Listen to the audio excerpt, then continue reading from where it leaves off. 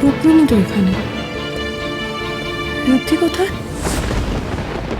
ও তো রুক্মিণীর সাথেই ছিল। কোথায় রে ঋদ্ধি? রাহুল ওকে তো দেখতে পাচ্ছি না। কোথায়?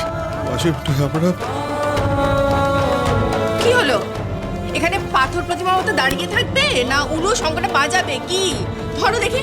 তখন থেকে কি যে করছো না, মনে হচ্ছে না সব নতুন হচ্ছে এই বাড়িতে। নতুন দেখছো তোমরা।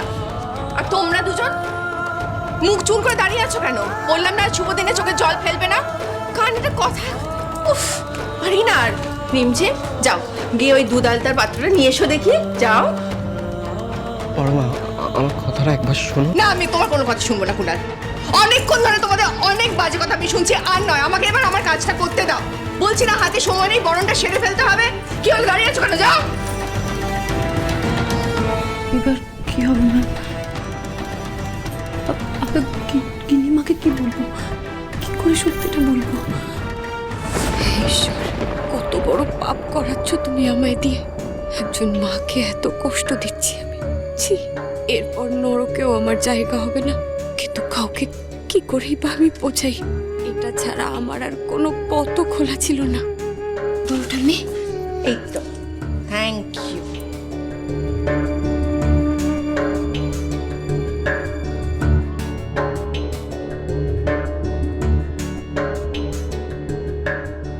আরে গঙ্গাবাণী, তোমরা এরকম ওর পাশে দাঁড়িয়ে আছো কেন? আমার ঋদ্ধিমান এসে কোথায় দাঁড়াবে?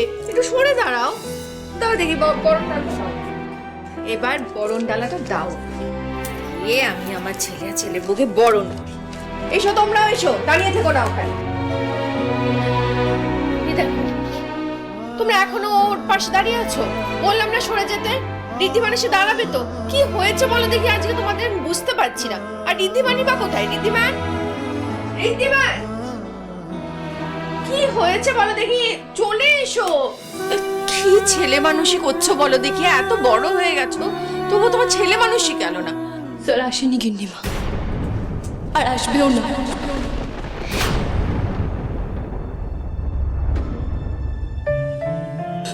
হাসবে না মানে? এসব কি বলছো তুমি? জাম্বু আর নেই বড় মা। জাম্বুকে কোথাও খুঁজে পাওয়া যাচ্ছে না। জলে টুবুরি নামেও খোঁজার চেষ্টা করা হয়েছে, কিন্তু জাম্বুর বডিও খুঁজে পাওয়া যাচ্ছে না। সবাই বলছেন ঢেউয়ের সাথে স্যার বডি ভেসে গেছে।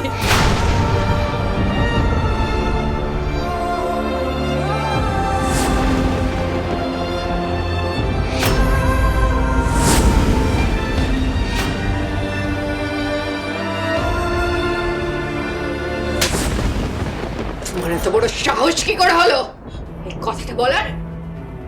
কি বলতে চাইছো তুমি? ঋদ্ধিমানের দেহ ভেসে গেছে মানে কি বলতে চাইছো?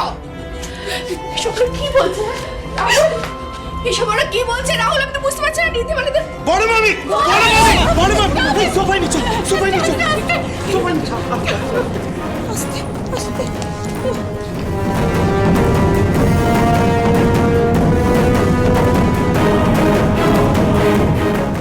দাঁড়াও রুক্মিণী।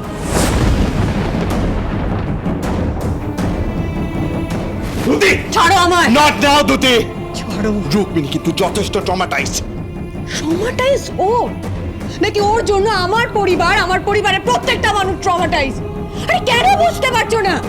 যাকে তোমরা লক্ষ্মী ভেবে এই বাড়িতে নিয়ে এসছো সে অন্য কেউ নয়, কাল হয়ে সিংহরায় বাড়িতে এসেছে। বোঝো এটা?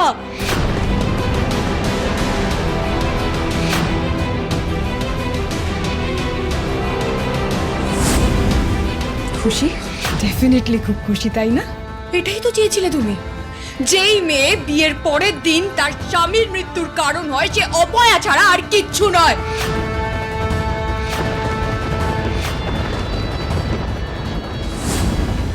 ফোনে বলেছিলাম না, এই বাড়ির প্রত্যেকটা মানুষকে আমি বারবার বলেছি, বারবার সাবধান করেছি, কিন্তু না, কিন্তু আমার কথা বিশ্বাসই করেননি।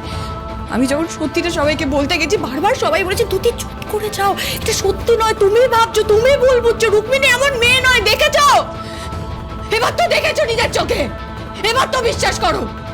প্রথম দিন থেকে আমি বলে এসেছিলাম এই মেয়ে ডেফিনেটলি কোনো একটা উদ্দেশ্য নিয়ে এখানে এসেছে। এবার আমি বুঝতে পেরেছি ওর উদ্দেশ্যটা কি। দুঃখের বিষয়ে উদ্দেশ্যটা সফলও হয়ে গেছে। ঋদ্ধিকে নিজের রাস্তা থেকে সরিয়ে দেওয়া, সেটাই তো তোমার উদ্দেশ্য ছিল, তাই না?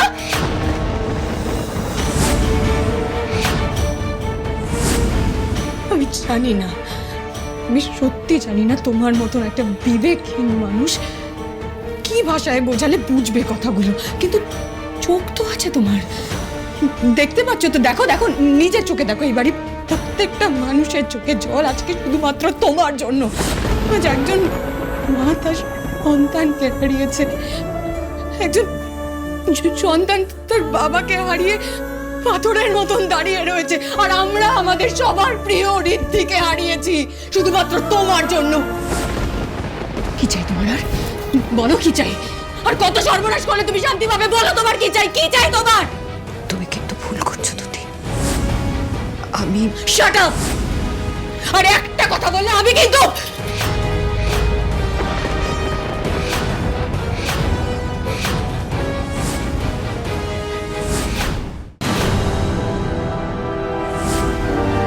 অনেকক্ষণ ধরে আমি তোমার অনেক অপমান সহ্য করছি, কিন্তু আর না।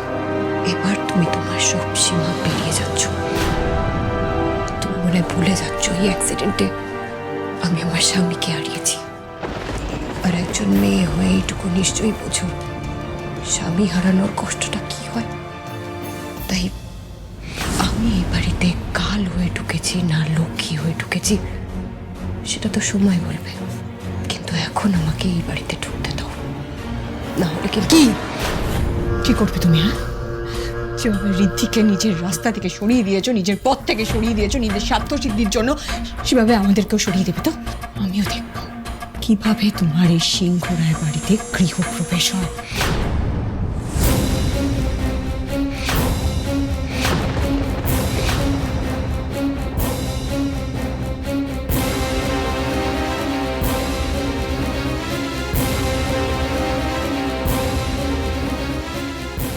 আমিও দেখব এই দুটি তোমার গৃহপ্রবেশ কোনোভাবেই হতে দেবে না।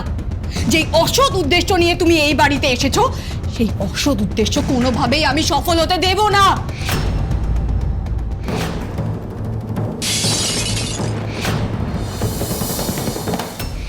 তুমিও মনে হয় ভুলে যাচ্ছ আমি এই বাড়ির বড় বউ, ঋদ্ধিমান সিংহ রায়ের স্ত্রী।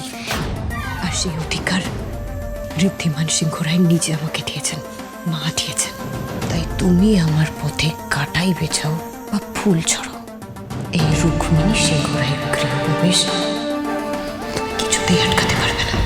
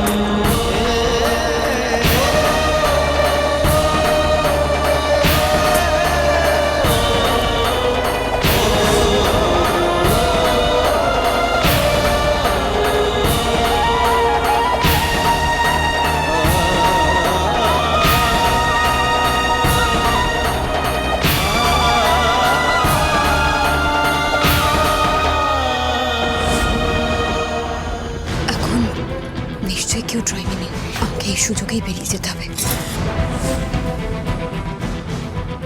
হে ভগবান, এখানে থাকলে আমি বেরোবো কি করে? আমি তো মন্দির থেকে ফিরছিলাম, তারপর কিছু মনে পড়ছে না কেন।